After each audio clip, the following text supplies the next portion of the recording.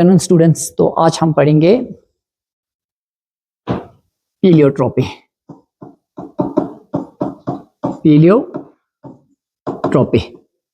तीर से दो शिकार, एक तीर से तीन शिकार, एक तीर से कहीं निशाने। ठीक है, हम ऐसे नहीं कहते भाई एक तीर से हमने दो शिकार किया है, एक तीर से तीन शिकार किया है। तो समझ लो ऐसा ही कंसेप्ट है पीलियोट्रॉपी। यानी पीलियोट्रॉपी मीन्स एक सिंगल जीन जो है बहुत सारे फिनोटाइपिक इफेक्टर्स को कंट्रोल करते हैं। A single gene controls more than one phenotypic character. तो पीलियोट्रॉपी हम किसे कहेंगे? सिंगल जीन्स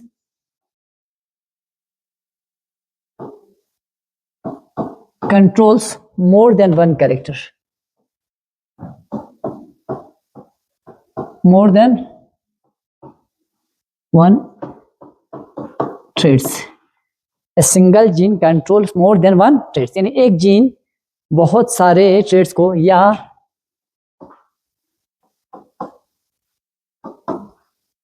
फिनोटाइपिक ट्रेड्स, एक सिंगल जीन अगर एक से ज्यादा फिनोटाइपिक ट्रेड्स को कंट्रोल करते हैं तो उसे हम कहते हैं पीलियोट्रॉपी या pleiotropic jeans.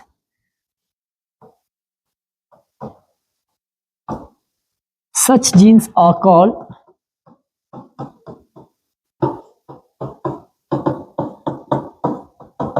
पीलियोट्रॉपिक genes. Such genes are called pleiotropic. एक जीन्स जो बहुत सारे कैरेक्टर्स को कंट्रोल करते हैं उससे हम कहते हैं, उस मैकेनिज्म को हम कहते हैं पीलियोट्रॉपी, और उन जीन्स को हम कहते हैं पीलियोट्रॉपिक जीन्स। ये ग्रीक वर्ड से निकला, पीलियो मीन्स मेनी। ये पीलियोट्रॉपी खुद किस वर्ड से निकला है? पीलियोट्रॉपी ये डिराइव हुआ है ग्रीक वर्ड से। डिराइव हुआ किससे? ग्रीक। वो pleio means many, pleio means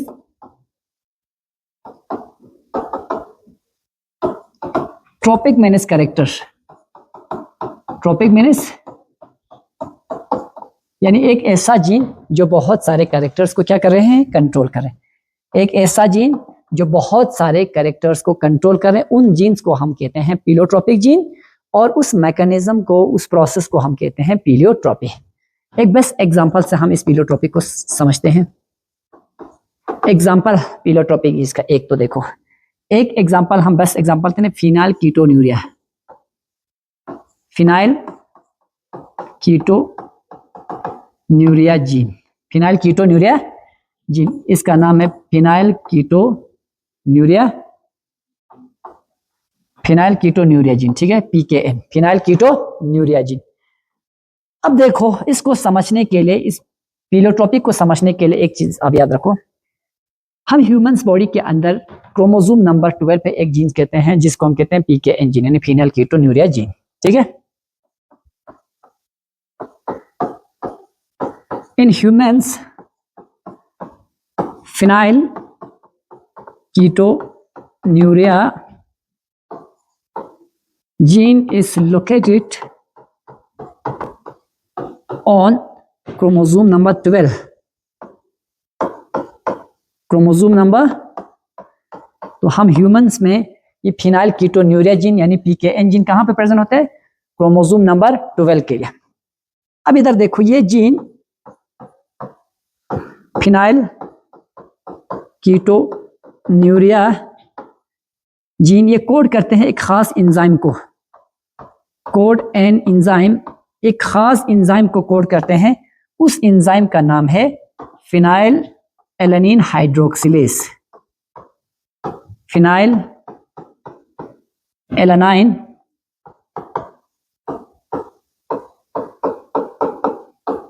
हाइड्रोक्सिलेस enzyme. देखो उसके बाद this phenylalanine enzyme, this phenylalanine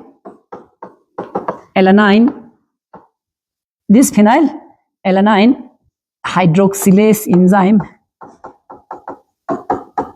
this phenylalanine hydroxylase enzyme is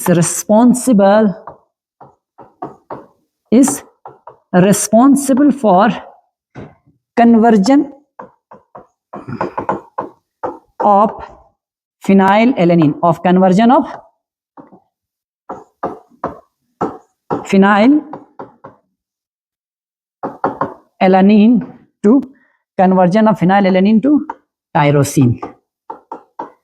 यानी इस एंजाइम का एक्चुअल काम क्या है? इस एंजाइम का एक्चुअल काम है फिनाइल एलानिन को टायरोसिन में कन्वर्ट करते हैं। ठीक है, फिनाइल एलानिन को टायरोसिन में कन्वर्ट करते हैं। यहां तक समझ आया? यानी एक बार फिर से देखो, पीलोट्रोपिक जीन उन जीन्स को कहते हैं जो मल्टीपल फिनोटाइपिक इफेक्ट लाते हैं। इंडिविजुअल्स में मल्टीपल फिनोटाइपिक इफेक्ट, यानी a single gene controls more then one character. तो एक ऐसा जीन हमारे बॉडी में है जिसको हमने कहा PKN जीन, यानी phenyl ketonuria gene. This phenyl ketonuria gene is responsible for coding of specific enzyme. Their enzyme is known as phenylalanine hydroxylase.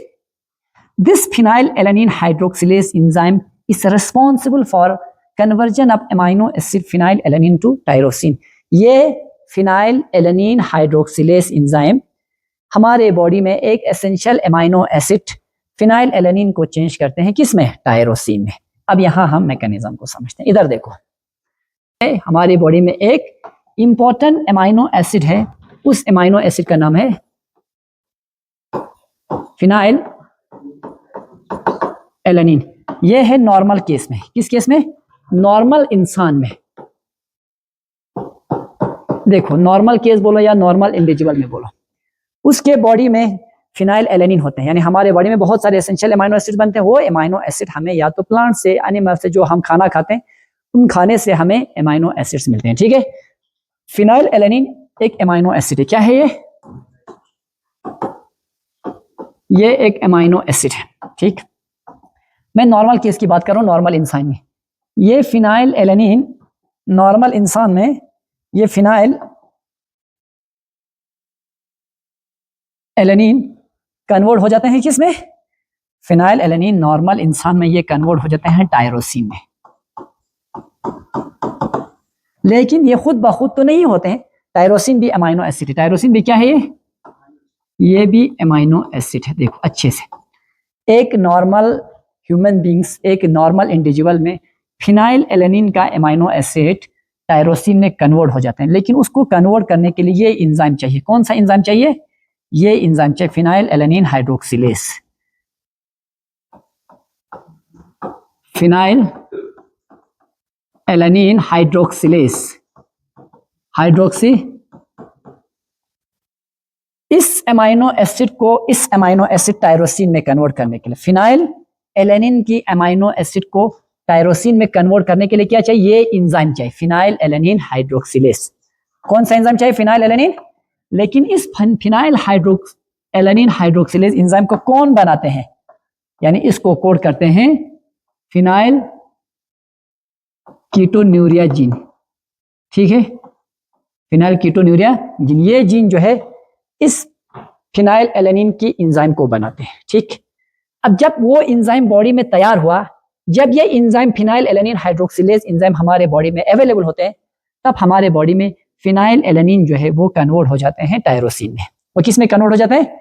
ये बिल्कुल नॉर्मल केस में। ठीक है, अब किसी एक्सटर्नल कारण की वजह से या किसी इंटरनल फैक्टर की वजह से इस फिनाइल कीटोन्यूरिया, इस जीन में म्यूटेशन होने की वजह से इसका फंक्शन लॉस हुआ। ठीक है, अब इन एबनॉर्मल केस में इसी को हम कहते हैं फिनाइल कीटोन्यूरिया। क्या कहते हैं? अब देखो, एबनॉर्मल केस में क्या होते हैं? एबनॉर्मल केस किस वजह से? व्हेन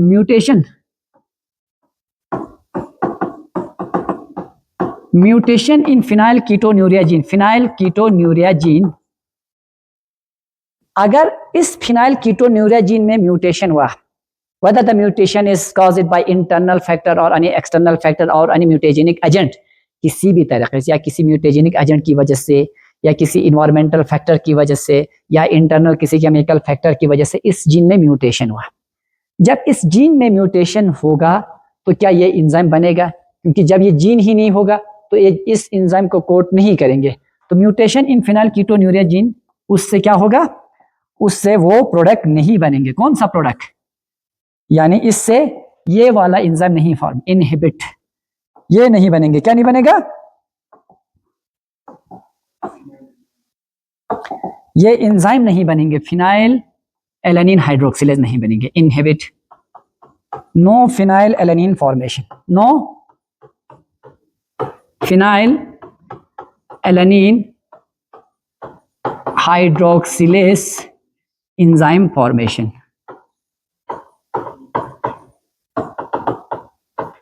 अब देखो एबनॉर्मल केस में क्या हुआ, इस फिनाइल एलेनिन जीन में म्यूटेशन होने की वजह से ये एंजाइम नहीं बना। तो जब ये एंजाइम नहीं बनेंगे तो क्या ये फिनाइल एलेनिन टायरोसिन में चेंज होगा? नहीं। तो क्या होगा उससे? Phenyl alanine is not converted, not to tyrosine, not converted to. तो उसकी वजह से फिनाइल एलेनिन में म्यूटेशन होने की वजह से फिनाइल एलेनिन पीएफके जीन, पीके जीन, फिनाइल कीटोन्यूरिया जीन में म्यूटेशन होने की वजह से फिनाइल एलेनिन हाइड्रोक्सिलेज नहीं बना। तो जब फिनाइल एलेनिन हाइड्रोक्सिलेज एंजाइम नहीं बना तो फिनाइल एलेनिन टायरोसिन में कन्वर्ट नहीं हुआ, नहीं हुआ। अब यहां पे हम देखते हैं, देखो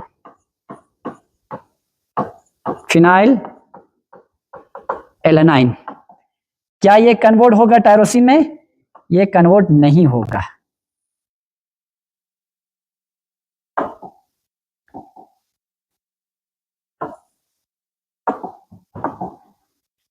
तो ये उसमें कन्वर्ट नहीं होगा।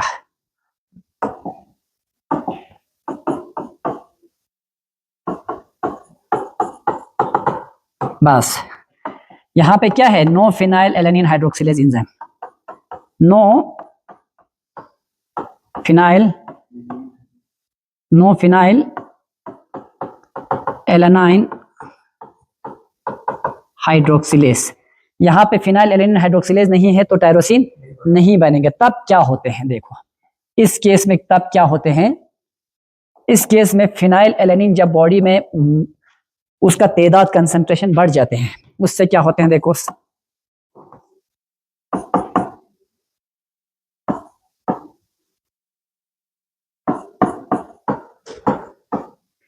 फिनाइल एलेनिन ये कन्वर्ट हो जाते हैं किस में? ये कन्वर्ट हो जाते हैं फिनाइल पायरुविक एसिड में। फिनाइल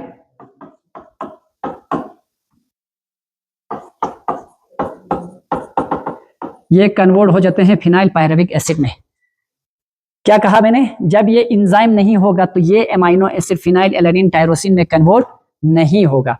जब ये टायरोसिन में कन्वर्ट नहीं होगा तो क्या होगा? बॉडी में इसका तादाद ज्यादा हो जाएंगे।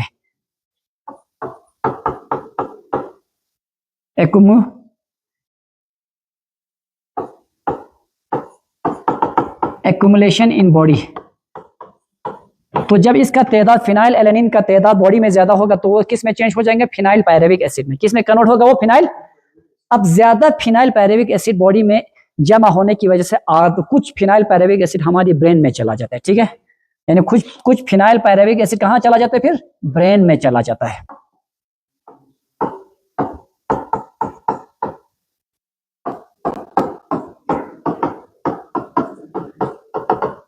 ये ब्रेन में चला जाता है तो उससे हमारे बॉडी में कुछ सिम्टम्स आते हैं। देखो क्या क्या। अब कौन सी फिनोटाइपिक ट्रेट पे असर आता है? इस जीन में म्यूटेशन होने की वजह से कौन सी फिनोटाइपिक ट्रेट पे असर आ सकते हैं? देखो अब इसका देखो सिम्टम, यानी ये किसकी बात कर रहे हैं? बस एक एंजाइम को कोड करने वाले जीन में म्यूटेशन होने की वजह से क्या क्या असर हो सकते हैं। देखो पहला symptom mental retardation. Mental retardation में दिमाग की संतुलन बिगड़ जाएगी, यानी उसका मेंटल हेल्थ वो अच्छा नहीं रहेंगे, ठीक है? पागल हो जाएगा बंदा, ठीक है? Mental retardation. दूसरा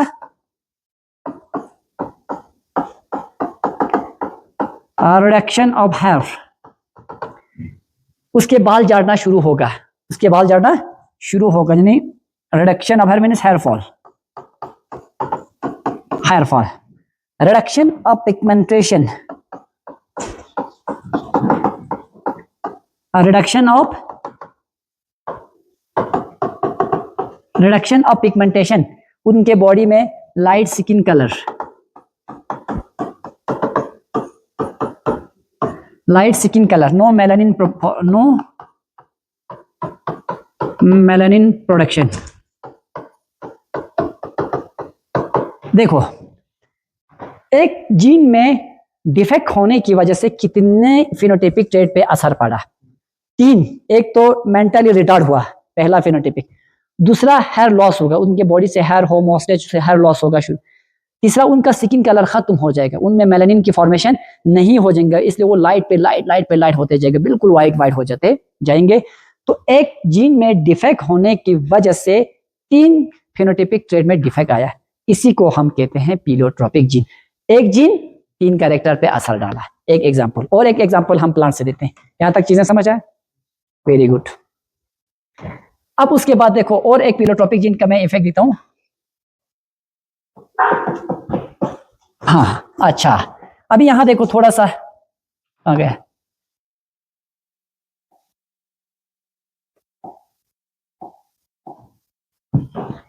तीसरा, ये इस बीमारी को हम क्या कहते हैं? इसी को phenylketonuria, mental retardation, reduction of hair loss. अब इस बीमारी को हम कहते हैं फिनाइलकीटो, इस बीमारी का क्या नाम है? फिनाइलकीटोन्यूरिया। फिनाइलकीटोन्यूरिया देखो हमारा किडनी भी इसको ज्यादा एब्जॉर्ब नहीं कर पाते हैं,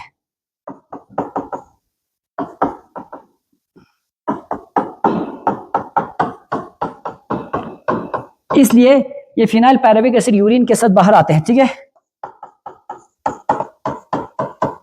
loss of phenylpyruvic acid through urine, तो यूरिन के साथ ये क्या आएगा? बाहर आएगा, यूरिन के साथ बाहर आएगा। और एक इंपॉर्टेंट पॉइंट देखो, ये ऑटोसोमल रिसेसिव डिसऑर्डर है। कौन सा डिजीज है ये? Autosomal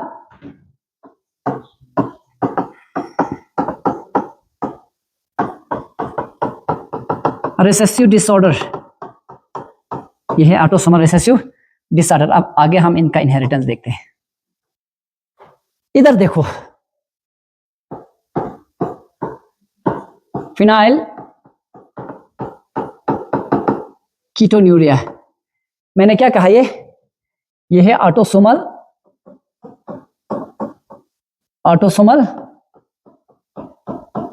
recessive disorder, autosomal recessive disorder किस वजह से होते हैं? कॉज ड्यू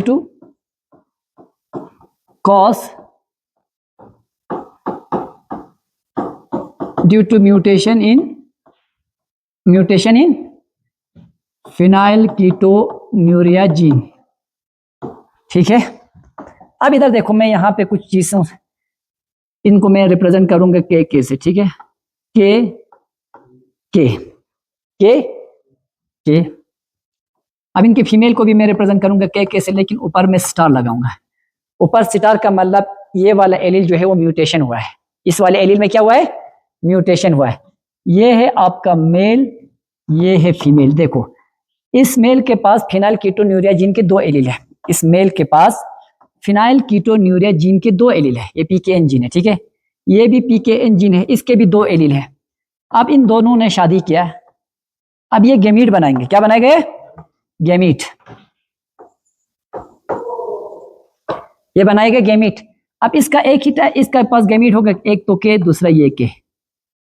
इसके पास गैमीट होगा के, दूसरा के एस्ट्रिक, ठीक, ये वाला जो है वो एलील जो है वो म्यूटेटेड हुआ है, ठीक है। ये वाला एलील म्यूटेटेड है। कौन सा वाला?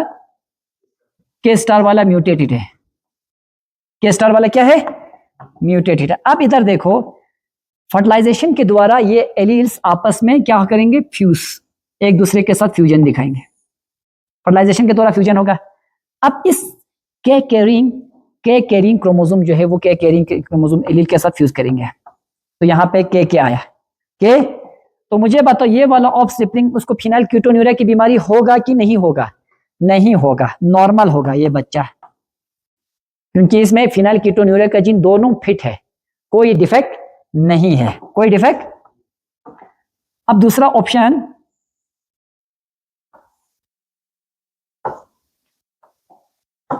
और एक ऑप्शन देता हूं, के स्ट्रिक, तो इसका ये बच्चा फिनाइल कीटोन्यूरिया होगा? नहीं होगा, क्योंकि एक नॉर्मल है ना, देखो एक क्या है, मगर ये कैरियर है, ये कैरियर है, ये क्या है, कैरियर है, लेकिन बच्चा नॉर्मल होगा, जो होगा वो क्या होगा, नॉर्मल होगा, लेकिन कैरियर है। क्यों? क्योंकि मैंने डिजीज को कहा ऑटोसोमल रिसेसिव है, जहां दो एस्ट्रिक वाला क्या होगा ना, दोनों जीन म्यूटेटेड होगा, उस कंडीशन में जो है उस बच्चे में फिनाइल कीटोन्यूरिया की बीमारी होगी, अदरवाइज वो बीमारी। हम दूसरा केस भी करेंगे, ये तो मैंने एक केस यहां पे सॉल्व किया, केस फर्स्ट, ठीक है। अब इसमें भी बिल्कुल सेम यही होगा, होगा कि नहीं होगा, के बिल्कुल नॉर्मल होगा, ये के एस्ट्रिक, ये होगा क्या, कैरियर, लेकिन इनके सारे बच्चे दिखने में फिनोटिपिकली वो सब के सब क्या होगा, नॉर्मल होगा, सब के सब। अब उसके बाद केस सेकंड देखो, ये है फीमेल, इसके पास एक एलील म्यूटेटेड हुआ है फिनाइल कीटोन्यूरिया के जीन का। अब इसका है ये काउंटर पार्टनर, इसका मेल, ये फीमेल, ये मेल, इसके पास भी बिल्कुल ये क्या हो गया, एक नॉर्मल है एक म्यूटेटेड है, एक नॉर्मल है एक म्यूटेटेड है। अब ये गेमीट बनाएंगे, एक गेमीट में जाएगा नॉर्मल के, दूसरे गेमीट में जाएगा म्यूटेटेड के किस चीज के लिए हमने रिप्रेजेंट की, के हमने रिप्रेजेंट किया फिनाइल कीटोन्यूरिया की जीन के लिए, के किसके लिए, फिनाइल कीटोन्यूरिया की जीन के लिए, ठीक है। अब यहां पे भी इधर भी तो दो टाइप के गेमीट बनेंगे, एक के एस्ट्रिक वाला, दूसरा नॉर्मल के वाला, दूसरा नॉर्मल, ये है इनके गेमीट्स। अब इधर देखो, एक पॉसिबिलिटी है, क्या ये के कैरिंग गेमीट जो है इस के कैरिंग गेमीट के साथ फ्यूज कर सकता है कि नहीं, कर सकता है, के स्टार, बच्चा नॉर्मल होगा कि फिनाइल कीटोन्यूरिया होगा, बच्चा नॉर्मल होगा, लेकिन बच्चा क्या है, कैरियर है, बच्चा क्या है, कैरियर है, दिखने में तो नॉर्मल होगा, लेकिन ये पक्का कैरियर है, एक एलील इसका क्या है, म्यूटेटेड है, एक एलील इसका क्या है, म्यूटेटेड है। अब दूसरा पॉसिबिलिटी देखो, ये इसके साथ फ्यूज कर सकता है, तो यहां पे भी के और के एस्ट्रिक, ये बच्चा भी क्या होगा, नॉर्मल होगा, लेकिन वो दिखने में यानी क्या होगा, नॉर्मल, बाहर से तो नॉर्मल होगा, उसमें किसी भी किस्म की फिनाइल कीटोन्यूरिया नहीं होंगे, क्योंकि उसका एक एलील जो है वो डोमिनेंट है, वो फिनाइल एलेनिन हाइड्रोक्सिलेज एंजाइम बनाएगा, ये नॉर्मल एलील फिनाइल की यानी एलेनिन हाइड्रोक्सिलेज एंजाइम बनाएगा, तो फिनाइल एलेनिन को टायरोसिन में कन्वर्ट करेगा, ठीक है। अब उसके बाद देखो ये वाला ऑप्शन, के एस्ट्रिक दोनों एलील म्यूटेटेड है, तो ये बच्चा फिनाइल कीटोन्यूरिया का शिकार होगा, डिजीज फिनाइल, तो ये बच्चा क्या होगा, फिनाइल कीटोन्यूरिया का शिकार होगा, होगा कि नहीं होगा,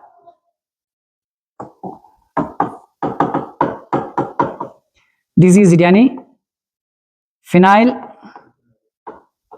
कीटोन्यूरिया, फिनाइल कीटो। आप इधर देखो, और एक लास्ट वाला, एक के एस्ट्रिक वाला है, दूसरा के वाला, तो ये बच्चा दिखने में क्या होगा, नॉर्मल होगा, लेकिन ये भी क्या है, कैरियर है, क्या है ये, कैरियर है, तो इसका मतलब ये जो बीमारी है फिनाइल कीटोन्यूरिया क्या है, देखो, हाँ राइट, तो यहां पे भी आएगा के नॉर्मल, तीसरा ये वाला, चौथा ये वाला, ठीक है। तो इसका मतलब दो नॉर्मल होंगे, दो नॉर्मल, दो डिजीज इट होगा, ठीक। अब इधर देखो, इनका ऑफस्प्रिंग्स का F2 जनरेशन देखो, F2 जनरेशन अगर देखेंगे तो इनका क्या होगा, F2 में रेशो क्या होगा, फिनोटाइपिक रेशो, ये भी दिखने में ये भी नॉर्मल है, ये भी नॉर्मल है, ये भी नॉर्मल है, यानी 3 नॉर्मल है कि नहीं, एक डिजीज इट है। जीनोटाइपिक रेशो, जीनोटाइपिक रेशो देखो क्या है, जीनोटाइपिक रेशो के एस्ट्रिक, के एस्ट्रिक 2:1:1, यानी इसका मतलब दो जो है वो कैरियर है, एक फुल नॉर्मल है, एक फुल डिजीज है। तो इसमें रेशो क्या होगा, कैरियर 2, नॉर्मल 1, डिजीज 1, डिजीज। तो ये हमने पूरा मेंडेलियन इनहेरिटेंस के थ्रू भी देखा कि फिनाइलकीटोन्यूरिया का जीन किस तरह से ऑफस्प्रिंग्स में इनहेरिट होगा। तो अगर पेरेंट जो है वो डिफेक्टेड होगा तो उनमें का बच्चा कौन डिफेक्टेड होगा, अगर पेरेंट में सिर्फ 2 एलील में से एक ही म्यूटेटेड होगा तो उनके कितने % ऑफस्प्रिंग्स चांसेस है फिनाइलकीटोन्यूरिया होने का। ठीक है,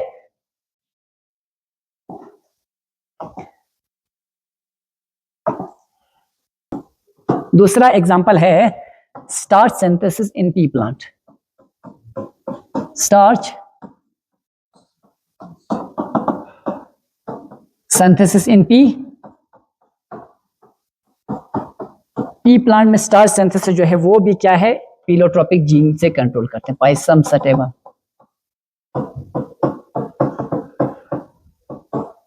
पाइसम सटेवा। अब इधर देखो बेटा, पी प्लांट में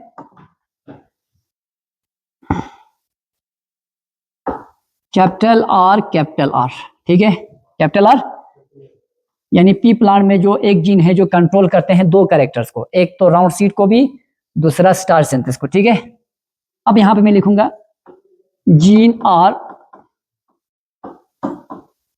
controls more than 1 phenotypic trait, phenotypic. अब ये जीन आर जो है वो एक से ज्यादा फिनोटिपिक ट्रेट को कंट्रोल करे, तो इसलिए जीन आर कौन सा जीन हुआ, पीलोट्रोपिक जीन हुआ है कि नहीं। Therefore gene R is a pleiotropic gene, pleiotropic gene. अब मैं यहां पे डायग्रामेटिक दिखाऊंगा आपको, capital R, capital R, capital R, capital R. अब हम यहां ठहरो, कैपिटल आर नहीं लिखेंगे, कैपिटल आर स्मॉल आर, तो स्मॉल आर। देखो एक ही केस में हम इसको खत्म करते हैं। ठीक है, कैपिटल आर, ये इसको आप कंसिडर करो मेल, इसको आप कंसिडर करो फीमेल। गेमीट बनाएगा तो ये कौन सा गेमीट बनेंगे, कैपिटल आर स्मॉल आर। ये एक ही टाइप का गेमीट बनाएगा, स्मॉल आर, राइट। अब देखो गेमीट का फ्यूजन होगा तो हम यूनिट चार्ट से भी दिखा सकते हैं, इस बार हम यूनिट चार्ट से दिखाएंगे, capital R small R, capital R, करो cross, capital R, capital R, capital R small R, capital R small R, small R. देखो जहां कैपिटल आर होगा, जहां पे क्या होगा, कैपिटल आर होगा, वहां सीड का शेप होगा राउंड, वहां पे सीड शेप क्या होगा, वहां पे सीड का शेप होगा राउंड, एक चीज। और जब राउंड सीड होगा उसके अंदर स्टार्च ग्रेन होंगे लार्ज,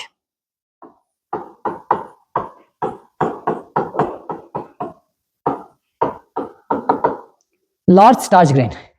जहां कैपिटल आर, जिस प्लांट के अंदर, जिस ऑफ सिप्लिंग्स के अंदर कैपिटल आर का ये एलील गया, ठीक है, आर जिनका दोनों एलील जो है वो डोमिनेंट अगर जिस ऑफ सिप्लिंग के अंदर है तो उसमें सीड शेप तो बिल्कुल राउंड रहेगा, साथ ही साथ उस राउंड सीड के अंदर जो स्टार्च फॉर्मेशन होंगे ना, उन स्टार्च ग्रेन का साइज भी क्या होगा, बड़ा होगा, तो लार्ज स्टार्च। अब दूसरा capital R small R, capital R. अब जहां पे हेटेरोजाइगस कंडीशन में हो वहां भी सीड शेप तो राउंड ही रहेगा, सीड शेप क्या रहेगा,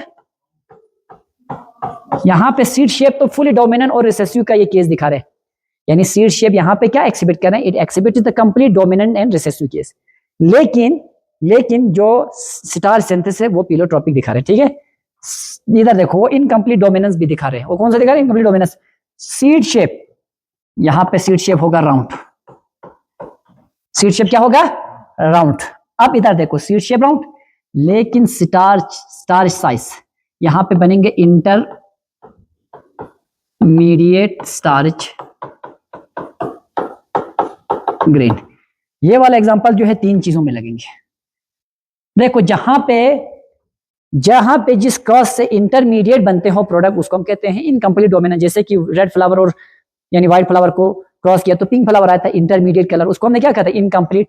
तो यहाँ पे जहां कैपिटल और स्मॉल आर है वहां सीड तो राउंड है, लेकिन स्टार्च ग्रेन जो है ना ज्यादा छोटा था, उन स्टार्च ग्रेन का साइज ना ज्यादा बड़ा था, दरमियाना साइज था। तो स्टार्च ग्रेन के साइज ने क्या दिखाया, incomplete dominance.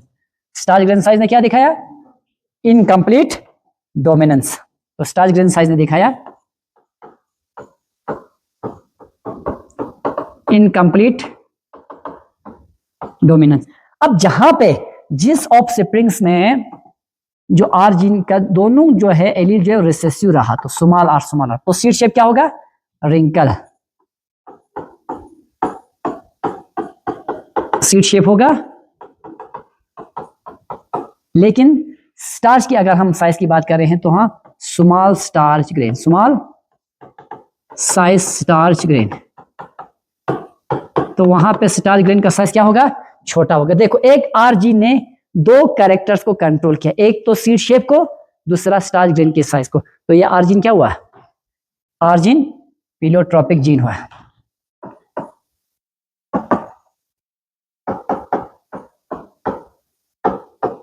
R gene is therefore a pleiotropic gene. Pleiotropic. It controls it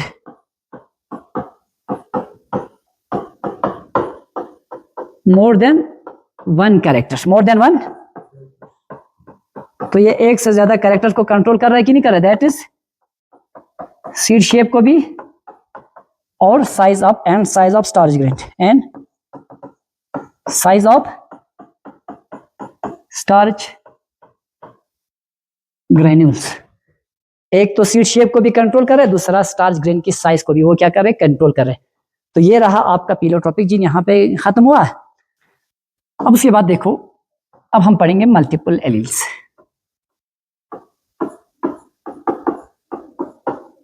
multiple alleles, multiple alleles means when more than one alleles controls a single phenotypic trait। तो यहाँ पे बहुत सारे alleles मिलकर या एक ही कैरेक्टर को कंट्रोल कर रहे हैं, उसे हम कहते हैं मल्टीपल एलील्स। या यूं कहो एक जीन्स के अगर एक से ज्यादा, दो से ज्यादा फॉर्म होगा, उसे हम कहते हैं multiple alleles. Multiple alleles means genes which have more than two allelic forms। genes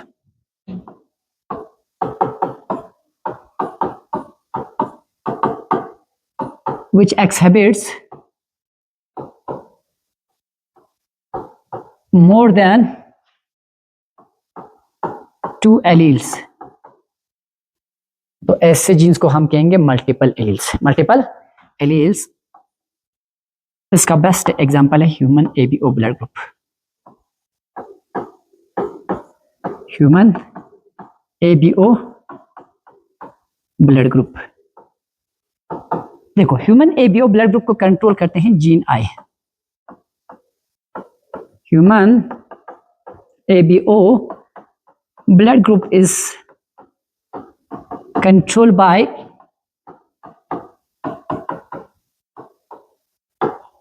gene I. Human blood group को कंट्रोल करते हैं जीन आई। जीन आई, अब जीन आई लोकेटेड है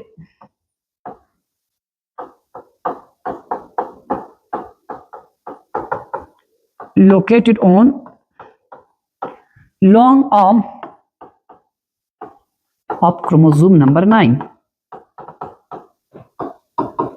यानी जीन आई हमारे बॉडी में 9th क्रोमोसोम के long arm पे प्रेजेंट है।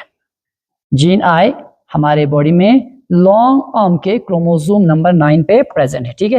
ह्यूमन ब्लड ग्रुप को कंट्रोल करते हैं जीन आई, जीन ग्रुप को कंट्रोल करते हैं जीन आई, और जीन आई लोकेटेड है हमारे बॉडी के क्रोमोसोम नंबर 9 के लॉन्ग आर्म पे। अब जीन आई के 3 एलीलिक फॉर्म है।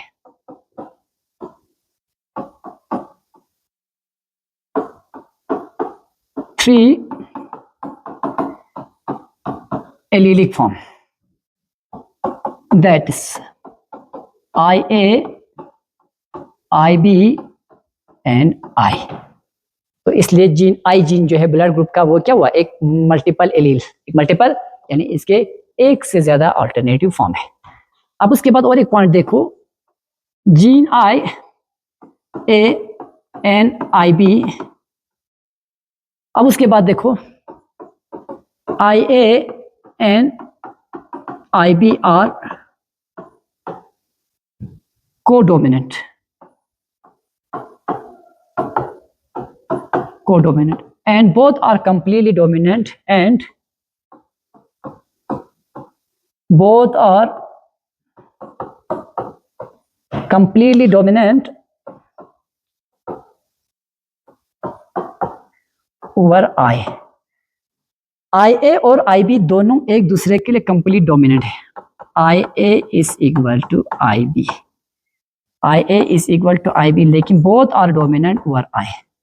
IA और IB जो है वो एक दूसरे के लिए कंप्लीट डोमिनेंट है, और जीन I के ऊपर जो है दोनों जो है वो डोमिनेंट रहते हैं।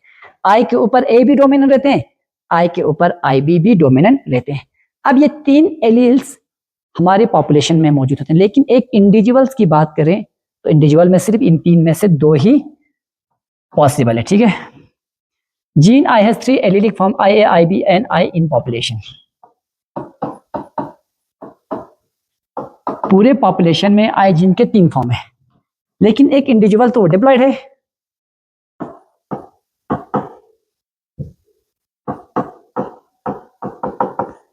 एक इंडिविजुअल वो तो डिप्लॉयड है,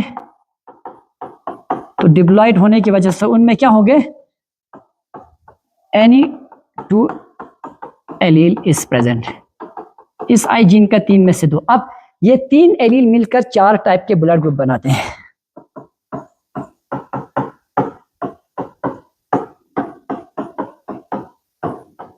These 3 allele forms 4 types of blood group, 4 types of blood group। ये एलील्स 4 टाइप्स के ब्लड ग्रुप बनाते हैं, that is A blood group, B blood group, A B and O. 4 type के ब्लड ग्रुप्स की formation करते हैं, ए B and ओ। अब इधर देखो, उसके बाद तो ये मैंने प्रीवियस क्लास में भी पढ़ाया है, तो आप वहां से उस लेक्चर को भी देख सकते हैं।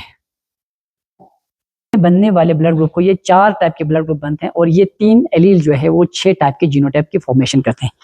तो इस 6 टाइप के जीनोटाइप की फॉर्मेशन और इस ब्लड ग्रुप को इससे पहले एबीओ ब्लड ग्रुप में मैंने पूरी तरह से डिस्कस किया, आप वो वीडियो देख सकते हैं। ठीक, अब यहाँ मैं कुछ क्वेश्चंस करूंगा इससे related.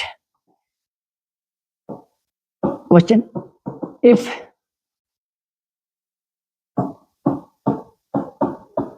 a blood group women is married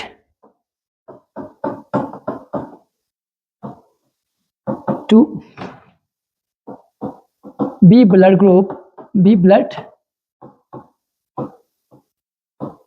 man, अगर ए ब्लड वाले किसी लेडी ने बी ब्लड ग्रुप वाले किसी मर्द से शादी किया है, तो उनके बच्चों का ब्लड टाइप कैसा होगा? What will be the blood group of their offsprings?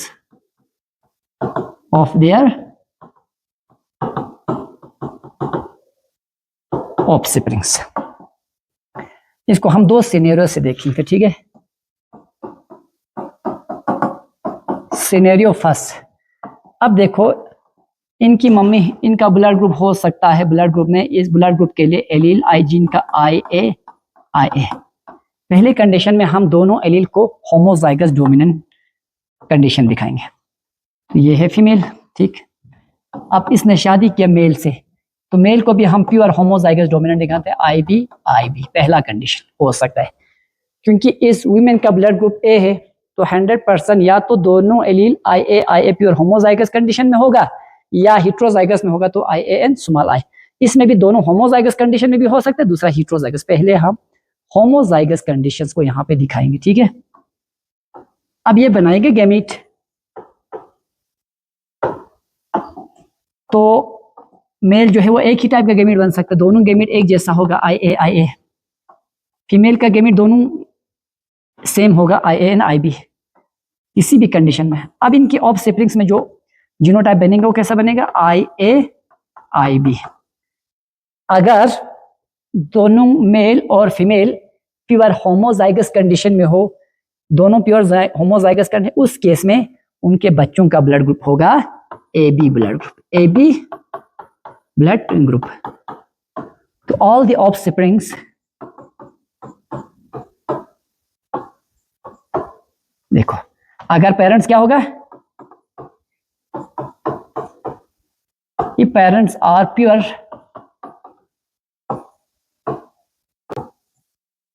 homozygous condition, then their offsprings blood group is AB type, AB blood group, AB type। ठीक है, जितने भी यानी ऑफस्प्रिंग्स F1 जनरेशन में बनेंगे उन सब का ब्लड ग्रुप क्या होगा, AB blood group. All offsprings F1 generation में, F1 जनरेशन में जितने भी उनसे बच्चे होंगे, चाहे 4 बच्चे हो, 5 बच्चे हो, 6 बच्चे हो, 2 बच्चे हो, सारे बच्चों का ब्लड ग्रुप होगा AB ब्लड ग्रुप। अब हम कंडीशन सेकंड, सिनेरियो सेकंड देखते हैं। ठीक है,